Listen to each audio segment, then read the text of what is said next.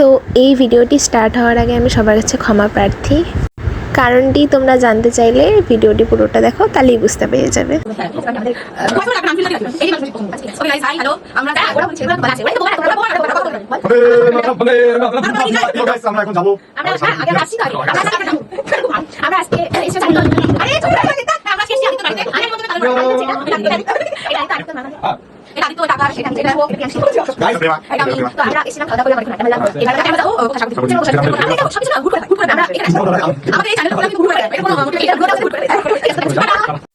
তো এত কিছু পেঁচাল পাড়ার পরে আমরা সবাই মিলে বেরিয়ে যাই সাগরডিঘির উদ্দেশ্যে।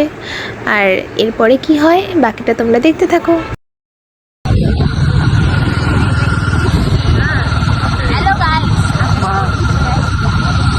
मैं तो ड्राइवर हूँ, ड्राइवर लोगों की लाइफ में एंजॉय होती है।